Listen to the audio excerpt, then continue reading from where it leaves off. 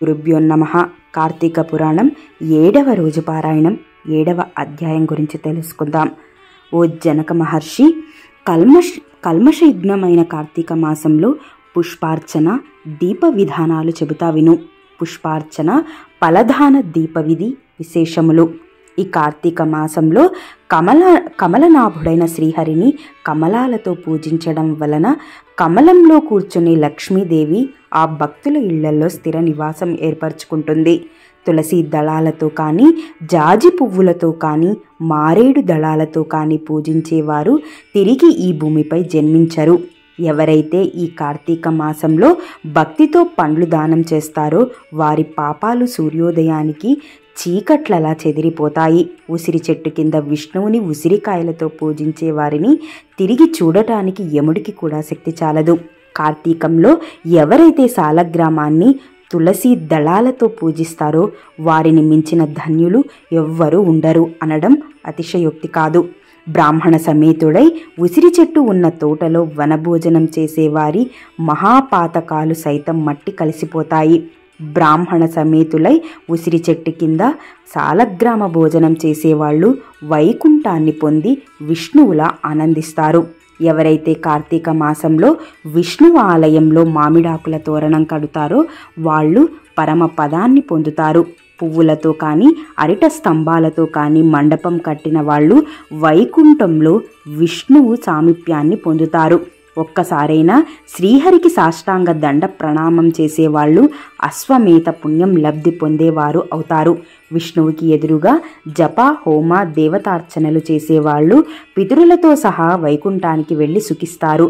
స్నానం చేసి తడి బట్టలతో ఉన్నవాడికి వస్త్రదానం చేసిన వాడు 10,000 అశ్వమేధాల ఫలాన్ని పొందుతాడు.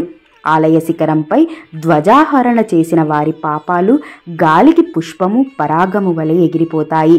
నల్లని లేదా తెల్లని అవిస పూలతో హరిపూజ చేసిన వారికి 10,000 యజ్ఞాల ఫలితం ప్రాప్తిస్తుంది.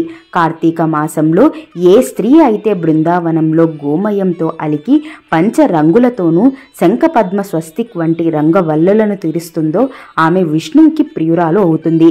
విష్ణు సన్నిధిలో నంద దీపాన్ని చించడం వల్ల కలిగే పుణ్యాన్ని 1000 నోళ్ల ఆదిశేషుడైన పొగడలేడు. ఈ కార్తీక మాసంలో శివుణ్ణి జల్లెడ పూలతో పూజించిన వాడు దీర్ఘాయుష్మంతుడై అంత్యాన మోక్షాన్ని పొందుతాడు. విష్ణువు ఆలయ మండపాన్ని అలంకరించిన వాడు హరిమందిరంలో స్థిర స్థాయిగా ఉంటారు. హరిని పూలమాలలతో పూజించిన వారి పాపాలు సర్వనాశనమైపోతాయి. తులసి గంధంతో సాలగ్రామ పూజ చేసిన వాడు వైకుంఠాన్ని పొందుతాడు. విష్ణు సన్నిధిలో నాట్యం చేసే వారి యొక్క పూర్వ సంచిత పాపాలు అన్నీ నాశనమైపోతాయి. భక్తితో అన్నదానం చేసేవాడి పాపాలు గాలికి మంచు తులకల్లా ఎగిరిపోతాయి. ప్రత్యేకించి కార్తీక మాసంలో నువ్వుల దానం, మహానది స్నానం, బ్రహ్మపత్ర భోజనం, అన్నదానం ఈ 4 ఆచరించడం ధర్మంగా చెప్పబడుతూ ఉంది.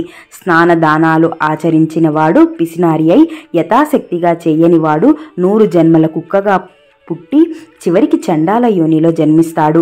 కార్తీక వ్రత శూన్యులు మరుజన్మలో గాడిదగా పుట్టి తర్వాత 100 పుట్టుకల సునక యోనుల్లో జన్మిస్తారు. కార్తీక మాసంలో శ్రీహరిని కదంబ పుష్పాలతో పూజించిన వాడు సూర్యమండలాన్ని ఛేదించుకొని స్వర్గానికి వెళుతాడు. పద్మాలతో పూజించిన వాడు చిరకాలం సూర్యమండలంలోనే నివసిస్తాడు. ఓ జనకరాజా, కార్తీక మాసంలో ఎవడైతే అవిస పువ్వుల మాలను ధరించి తరువాత అవిస పువ్వుల మాలికతో శ్రీహరిని పూజిస్తారో వారు స్వర్గాధిపతులు అవుతారు. మాల్యాలతో తులసి దళాలతో విష్ణువుని పూజించే వనితలు వైకుంఠాన్ని పొందుతారు.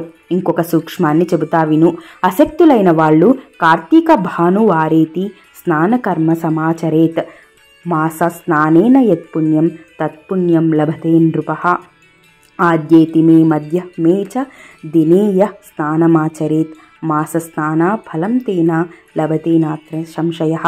కార్తీక మాసంలో ఆదివారం నాడు కానీ, లేదా శుక్ల పాడ్యమి నాడు కానీ, పూర్ణిమ నాడు కానీ, అమావాస్య నాడు కానీ సంకల్ప సహితంగా ప్రాతస్నానం ఆచరించడం వలన ఆ మాసమంతా స్నానం చేసిన పుణ్యం లభిస్తుంది. ఆ పాటి శక్తి లేని వాళ్ళు కార్తీక మాసం నెల రోజులు ఈ సంపూర్ణ కార్తీక మహాపురాణాన్ని చదివినా విన్నా కూడా స్నాన ఫలాన్ని పొందుతారు. ఇది కేవలం అశక్తులకే సుమా. మహిష కార్తీక మాసంలో ఇతరులు వెలిగించిన దీపాలను చూసి ఆనందించేవాడు పాపాలన్నీ తొలగిపోతాయి. కార్తీక మాసంలో విష్ణు పూజ కోసం ఇతరులకు సహకరించేవాడు స్వర్గాన్ని పొందుతాడు. తాము స్వయంగా సంకల్పపూర్వకంగా విష్ణువుని పూజించే వాళ్ళు అవ్యయ పదాన్ని పొందుతారు. కార్తీక మాసం సాయంకాలాలలో దేవాలయాలలో శివ విష్ణు స్తోత్రాలను పఠించేవారు కొంతకాలం స్వర్గలోకంలో ఉండి తర్వాత ధ్రువలోకాన్ని పొందుతారు.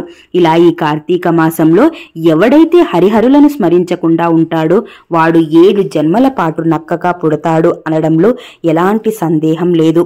7వ అధ్యాయం సంపూర్ణం. స్వస్తి.